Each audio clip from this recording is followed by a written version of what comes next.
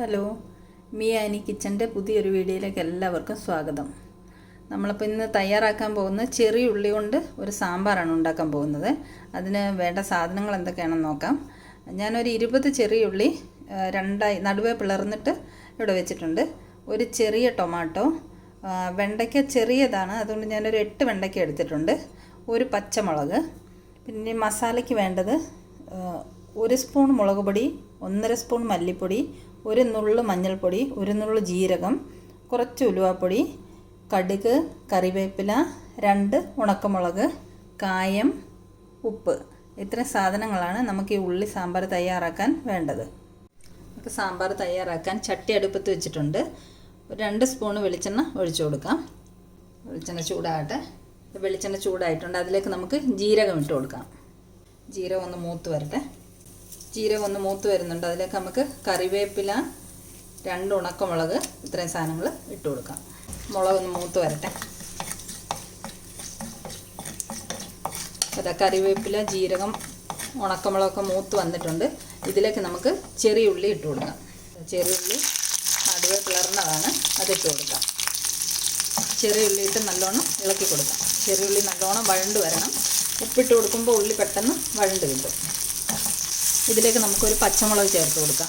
ഇതിലേക്ക് നമുക്ക് പൊടികൾ ചേർത്ത് കൊടുക്കാം. മഞ്ഞൾപ്പൊടി, മുളക് പൊടി, ഇനി മല്ലിപ്പൊടി. ഇത്രയും പൊടികളിട്ടിട്ട് നമുക്ക് നല്ലോണം ഇളക്കി കൊടുക്കാം. പൊടികളൊക്കെ ഒന്ന് മൂത്ത് വരണം. ലോ ഫ്ലെയിമിൽ ഇട്ടിട്ട് വേണം പൊടികളൊക്കെ ഇട്ട് കൊടുക്കാൻ വേണ്ടിയിട്ട്. അപ്പോൾ പൊടികളൊക്കെ നല്ലോണം മൂത്ത് വന്നിട്ടുണ്ട്. ഇതിലേക്ക് നമുക്ക് തക്കാളി ചേർക്കാം. ഒരു തക്കാളി കഷ്ണങ്ങളാക്കി അരിഞ്ഞ് വെച്ചിരിക്കുന്നത് ഇതിലേക്ക് ചേർത്ത് കൊടുക്കാം. ചേർത്ത് കൊടുത്ത് നന്നായി ഇളക്കുക. തക്കാളി ഒന്ന് വഴണ്ട് വന്നിട്ടുണ്ട്. ഇതിലേക്ക് നമുക്ക് എടുത്ത് വെച്ചിരിക്കുന്ന കായപ്പൊടി അതിലേക്ക് ഇട്ട് കൊടുക്കാം. ഉള്ളി നല്ലോണം വഴണ്ട് വന്നിട്ടുണ്ട്. തക്കാളി കുറച്ചും കൂടെ വഴണ്ട് വരാനുണ്ട്.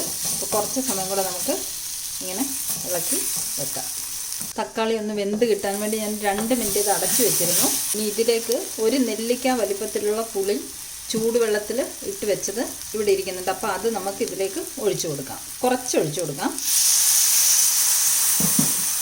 പുളിവെള്ളം ഒഴിച്ചു കൊടുത്തിട്ടുണ്ട്. നമുക്ക് 2 മിനിറ്റും കൂടി ഇത് അടച്ചു വെച്ച് വേവിക്കാം. 2 മിനിറ്റ് കഴിഞ്ഞിട്ടുണ്ട്.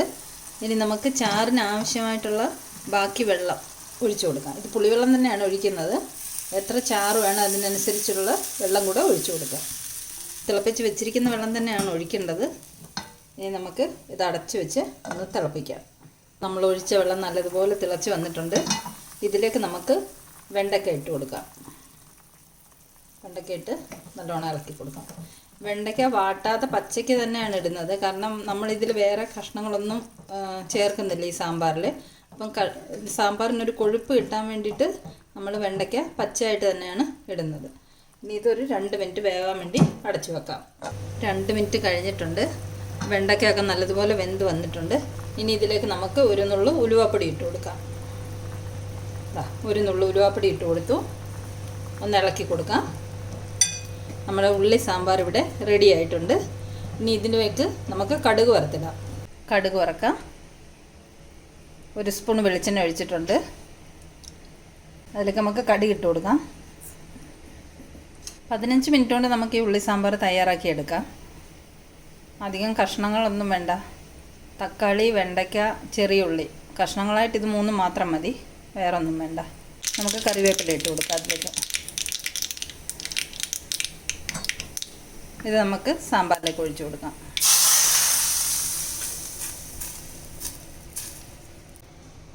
നമ്മുടെ ഉള്ളി സാമ്പാർ റെഡി ആയിട്ടുണ്ട്. അപ്പോൾ അതിലേക്ക് നമുക്ക് കുറച്ച് മല്ലിയിലയും കൂടെ ഇട്ട് കൊടുക്കാം. മല്ലിയില എനിക്ക് കുറച്ച് കൂടുതൽ ഇഷ്ടമായതുകൊണ്ട് ഞാൻ മല്ലിയില കുറച്ച് കൂടുതൽ ഇടുന്നുണ്ട്. നമ്മുടെ ഉള്ളി സാമ്പാർ ഇവിടെ റെഡി ആയിട്ടുണ്ട്. ഇത് ഇഡ്ഡലിയുടെ കൂടെ, ചപ്പാത്തിയുടെ കൂടെ, ചോറിൻ്റെ കൂടെ എല്ലാം കഴിക്കാൻ പറ്റുന്ന ഒരു സാമ്പാറാണിത്. എല്ലാവരും ഇഷ്ടപ്പെട്ടെങ്കിലൊന്ന് തയ്യാറാക്കി നോക്കണം. ഉള്ളി സാമ്പാർ ഇവിടെ റെഡി ആയിട്ടുണ്ട്. ഞാൻ ചോറിൻ്റെ കൂടെ സെർവ് ചെയ്ത് വെച്ചിട്ടുണ്ട്. നല്ല മണമൊക്കെ വരുന്നുണ്ട്. കായത്തിൻ്റെ, ഉള്ളിയുടെയൊക്കെ നല്ല മണം വരുന്നുണ്ട്. അപ്പോൾ എല്ലാവർക്കും ഇത് ഇഷ്ടപ്പെട്ട് കാണുമെന്ന് വിചാരിക്കുന്നു. വീഡിയോ ഇഷ്ടപ്പെട്ടെങ്കിൽ എല്ലാവരും ഇതൊന്ന് ട്രൈ ചെയ്ത് നോക്കണം. അപ്പോൾ അടുത്തൊരു വീഡിയോയുമായി നമുക്ക് വീണ്ടും കാണാം. Thank you.